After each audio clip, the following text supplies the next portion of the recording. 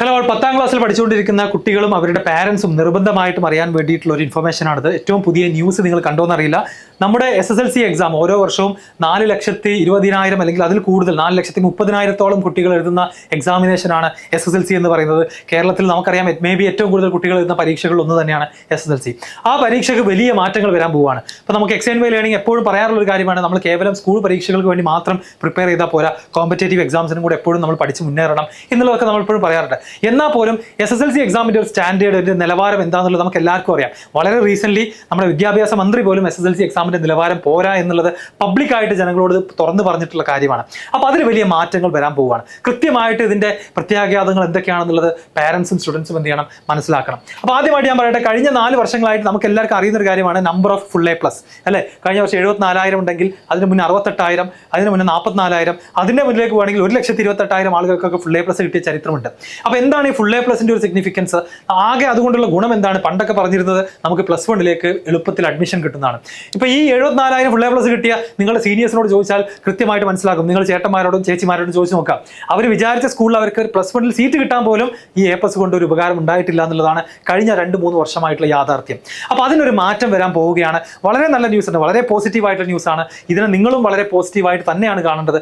കാരണം ഓരോ എക്സാമിനേഷനും കൃത്യമായിട്ടുള്ള സ്റ്റാൻഡേർഡ് നമ്മൾ കീപ്പ് ചെയ്യണം. എല്ലാവർക്കും വാരിക്കോരി ഫുൾ മാർക്കും ഫുൾ A+ കൊടുത്താൽ അതിനൊരു വാല്യൂ ഉണ്ടാവില്ല. അതിനെവിടെ ചെന്നാലും അറിയാം, കേരള സിലബസിൽ ഫുൾ A+ കിട്ടിയ കുട്ടിയാണ്, ഓക്കെ, അപ്പോൾ തന്നെ എന്താണ്, നമ്മുടെ മുഖം മാറുകയാണ്. ഓക്കെ, ഇത് പിന്നെ ആർക്കും കിട്ടുന്ന ഒരു എക്സാം ആയി മാറി എന്നുള്ളത് നമുക്ക് എല്ലാവർക്കും അറിയുന്ന കാര്യമാണ്. അപ്പോൾ അതിലൊരു ചേഞ്ച് അത്യാവശ്യമായിരുന്നു. ആ ചേഞ്ച് വരാൻ പോവുകയാണ്. ഈ നമ്പറുകളെല്ലാം എന്ത് ചെയ്യാൻ പോകണം, കുറയാൻ പോവുകയാണ്. തമ്മിൽ നിങ്ങൾ കണ്ടതുപോലെ തന്നെ എന്ത് ചെയ്യാൻ പോകണം, A+കളുടെ എണ്ണം കുറയാൻ പോവുകയാണ്. ഇതിൻ്റെ കൂടെ തന്നെ നമ്മൾ പറയേണ്ട മറ്റൊരു കാര്യമാണ് നമ്മുടെ കേരളത്തിലുള്ള കുട്ടികളുടെ മാത്തമാറ്റിക്സിന്റെ നിലവാരം. കഴിഞ്ഞ കുറച്ച് വർഷങ്ങൾക്ക് മുന്നേ തന്നെ നമ്മുടെ കണക്കിൽ വലഞ്ഞ് കേരളം എന്ന് പറയുന്ന ഒരു സർവേ റിപ്പോർട്ട് എത്ര പേര് വായിച്ചു എന്നറിയില്ല. അപ്പോൾ ഇതിലൊക്കെ പറയുന്നത് പ്രകാരം 8ാം ക്ലാസ്സിലും 9ാം ക്ലാസ്സിലൊക്കെ പഠിക്കുന്ന കുട്ടികളിൽ ഹരിക്കാൻ അറിയുന്ന കുട്ടികൾ ഒരു 40%ആണെന്നൊക്കെയാണ് ഈ നമ്പറുകൾ പറയുന്നത്.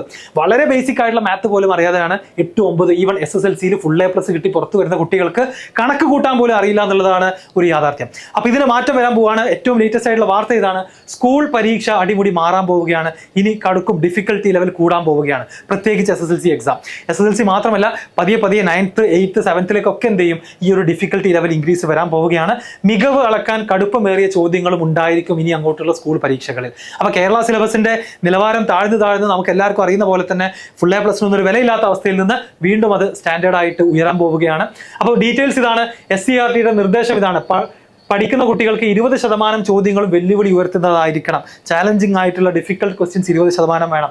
50% ആവറേജ് ലെവൽ ഓഫ് ക്വസ്റ്റ്യൻസ് വേണം. 30% മാത്രമേ ഈസി ക്വസ്റ്റ്യൻസ് വരാൻ പാടുള്ളൂ എന്നുള്ളതാണ് SCERTയുടെ നിർദ്ദേശം. ഈ നിർദ്ദേശം അനുസരിച്ചിട്ട് തന്നെ ആയിരിക്കും ഇനി അങ്ങോട്ടുള്ള മാറ്റങ്ങൾ വരാൻ പോകുന്നത്. A+ പ്രളയം എന്ത് ചെയ്യാൻ പോവുകയാണ്, അവസാനിക്കാൻ പോവുകയാണ് എന്നുള്ളതാണ് കൃത്യമായിട്ട് നമുക്ക് അറിയാൻ പറ്റുന്ന കാര്യങ്ങൾ. അപ്പോൾ കഴിഞ്ഞ വർഷങ്ങളിൽ A+കളുടെ നമ്പർ നിങ്ങൾക്കും ഇവിടെ കാണാം. 71,000, 68,000 എന്നുള്ള നമ്പറുകൾ ഒഫീഷ്യലി തന്നെ നമുക്ക് പത്രത്തിൽ തന്നെ കാണാൻ സാധിക്കും. അപ്പോൾ ഈ നമ്പർ എവിടെ നിന്ന് തുടങ്ങിയതാണ്? 2014 14,800 എന്ന് പറയുന്ന നമ്പറിൽ നിന്ന് 2024 71,000 ആയിട്ട് ചാടിയിട്ടുണ്ട്, 5 ഇരട്ടിയായിട്ട് മാറിയിട്ടുണ്ട്. ഇതിലും ബാക്കോട്ട് പോയി കഴിഞ്ഞാൽ ഈ നമ്പർ ഇതിലും കുറവാണ്. ഓക്കെ, അപ്പോൾ ഈ മാറ്റങ്ങൾ മുന്നിൽ കണ്ടുകൊണ്ട് തന്നെ എന്ത് ചെയ്യണം, നിങ്ങൾ പഠനം തുടങ്ങണം. ഈ വർഷം മുതൽ 8ാം ക്ലാസ്സിലും അടുത്ത വർഷം 8ലും 9ലും തൊട്ടടുത്ത വർഷം 8, 9, 10 ക്ലാസ്സുകളിലും പുതിയ രീതി നടപ്പാക്കും. അപ്പോൾ പതിയെ ഓരോ വർഷങ്ങളിലെയും സ്റ്റാൻഡേർഡ് എന്ത് ചെയ്യാൻ പോവാണ്, കൂട്ടിക്കൊണ്ടുവരാൻ പോവുകയാണ്. ഈ വർഷത്തെ 8 മുതൽ തന്നെ ഇത് എന്ത് ചെയ്യാണ്, സ്റ്റാർട്ട് ചെയ്യാണ്. അപ്പോൾ SSLCയിലൊക്കെ ഫുൾ A+ സ്വപ്നം കാണുന്ന ആളുകൾ, നിങ്ങൾ വെറും ഒരു കാണാപാഠം പഠിച്ച് നമ്മൾ സ്കൂളിൽ മാർക്ക് കിട്ടാൻ വേണ്ടി തലേ ദിവസത്തെ ലൈവ് ക്ലാസ്സും കണ്ട് ഓടുന്ന ശീലമൊക്കെ മാറ്റിയിട്ട് എന്ത് ചെയ്യുക, കുറച്ചുകൂടെ സ്റ്റാൻഡേർഡ് ആയിട്ട് പഠിച്ചു തുടങ്ങുക. കോൺസെപ്റ്റ് ബേസ്ഡ് ആയിട്ട് പഠിക്കുക. പഠിച്ച കാര്യങ്ങൾ അപ്ലൈ ചെയ്യാൻ പറ്റുന്ന ഒരു സ്കില്ല് ഡെവലപ്പ് ചെയ്യുക. പ്രോബ്ലം സോൾവിംഗ് സ്കിൽസ് ഡെവലപ്പ് ചെയ്യണം. ഈ ഒരു റിപ്പോർട്ട് മുഴുവനായിട്ട് വായിച്ചാൽ നിങ്ങൾക്ക് മനസ്സിലാക്കും, ഇതിൽ പല ടൈപ്പ് ഓഫ് ക്വസ്റ്റ്യൻസ് ഇനി മുതൽ എന്ത് ചെയ്യാൻ പോവാം, എക്സാമിലേക്ക് വരാൻ പോവുകയാണ്. അതിൽ എന്തൊക്കെ ഉണ്ടായിരിക്കും, മൾട്ടിപ്പിൾ ചോയ്സ് ക്വസ്റ്റ്യൻസ് വരും. അതുപോലെ തന്നെ match the following type of ചോദ്യങ്ങൾ വരാൻ പോവാണ്. ഷോർട്ട് ആൻസർ ടൈപ്പ് ക്വസ്റ്റ്യൻസ് വരും. ലോങ് ആൻസർ ടൈപ്പ് ക്വസ്റ്റ്യൻസ് തുടങ്ങി ഒരുപാട് വെറൈറ്റി ഓഫ് ക്വസ്റ്റ്യൻസ് ഒക്കെ ഇൻക്ലൂഡ് ചെയ്യുന്ന ടൈപ്പ് ഓഫ് ക്വസ്റ്റ്യൻ പേപ്പർ ആയിട്ട് മാറാൻ പോവുകയാണ് നമ്മുടെ കേരളത്തിലെ സ്കൂളുകളിലെ എക്സാമുകൾ എന്നുള്ള കാര്യം പാരൻസ് കൂടെ മനസ്സിലാക്കുക.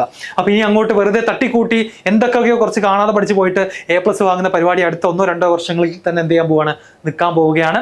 കൃത്യമായിട്ട് കുട്ടികൾ സബ്ജക്റ്റ് അറിഞ്ഞ് മനസ്സിലാക്കി കോൺസെപ്റ്റ് ബേസ്ഡ് ആയിട്ട് പഠിച്ച് പ്രോബ്ലംസ് ചെയ്ത് അത് പ്രാക്ടീസ് ചെയ്ത് തന്നെ മുന്നോട്ട് പോയാൽ മാത്രമേ കാര്യമുള്ളൂ. കാരണം ഇത് വളരെ വ്യക്തമാണ്. ഇത് കഴിഞ്ഞിട്ട് വരാൻ പോകുന്ന കോമ്പറ്റേറ്റീവ് എക്സാംസ് ആയിട്ടുള്ള കീം ആയിക്കോട്ടെ, നീറ്റ് ആയിക്കോട്ടെ, JEE ആയിക്കോട്ടെ, അതിലൊക്കെ കേരള സിലബസ് കഴിഞ്ഞ് വരുന്ന കുട്ടികൾ കഷ്ടപ്പെടുകയാണ്. ഈവൻ സെൻട്രൽ യൂണിവേഴ്സിറ്റീസിലേക്കുള്ള CUET എക്സാം ആയിക്കോട്ടെ, കേരള സിലബസുകാരുടെ കാര്യം എന്താണ്, വളരെ കഷ്ടം തന്നെയാണ്. കാരണം അവരെ കൊണ്ട് ഈ കോമ്പറ്റേറ്റീവ് എക്സാം ക്രാക്ക് ചെയ്യാൻ കഴിയുന്നില്ല. അവർ 10 വർഷമായിട്ട് കാണാപാഠം പഠിച്ചിട്ട് A+ വാങ്ങുന്ന ടീംസാണ്, ആ കുട്ടികളാണ്. അപ്പോൾ കുട്ടികളെ കുറ്റം പറഞ്ഞിട്ട് കാര്യമില്ല. അവരെ ചെറുപ്പം മുതലേ നല്ല സിസ്റ്റത്തിലൂടെ എന്ത് ചെയ്യണം, നമ്മൾ ബിൽഡ് ചെയ്ത് കൊണ്ടുവരണം. അവരുടെ വിദ്യാഭ്യാസ നിലവാരം ഉയർത്തണം എന്നുണ്ടെങ്കിൽ ചെറിയ ക്ലാസ്സുകളിൽ തന്നെ ഇത്തരത്തിലുള്ള മാറ്റങ്ങൾ അനിവാര്യമാണ്. അല്ലാതെ പെട്ടെന്നൊരു ദിവസം അവരുടെ മുന്നിലേക്ക് ഒരു കടുകട്ടിയുള്ള JEE എക്സാം ഇട്ട് കൊടുത്തു കഴിഞ്ഞാൽ ഒരു കുട്ടിക്കും എന്ത് ചെയ്യാൻ കഴിയില്ല, അത് സക്സീഡ് ചെയ്യാൻ കഴിയില്ല എന്നുള്ളതാണ്. അപ്പോൾ ഈ ഒരു വാർത്ത 10ാം ക്ലാസ്സിൽ പഠിക്കുന്ന അല്ലെങ്കിൽ 8, 9 പഠിക്കുന്ന എന്ത് ചെയ്യുക, പാരൻസിനും കുട്ടികൾക്കും ടീച്ചേഴ്സിനും ഒക്കെ ഷെയർ ചെയ്ത് കൊടുക്കുക. നിങ്ങളുടെ അഭിപ്രായം എന്താണെന്നുള്ളത് ഡെഫിനറ്റ്ലി എന്ത് ചെയ്യണം, കമന്റ് ബോക്സിൽ എല്ലാവരും അറിയിക്കേണ്ടതാണ്. നമ്മുടെ XNY ലേണിംഗിന്റെ സയൻസ് മാത്ത് ഫൗണ്ടേഷൻ കോഴ്സിനെ കുറിച്ചൊക്കെ അറിയാൻ താല്പര്യമുള്ള ആളുകൾക്ക് നമ്പറും ഡീറ്റെയിൽസ് ഒക്കെ ഡിസ്ക്രിപ്ഷൻ ബോക്സിൽ അവൈലബിൾ ആണ്.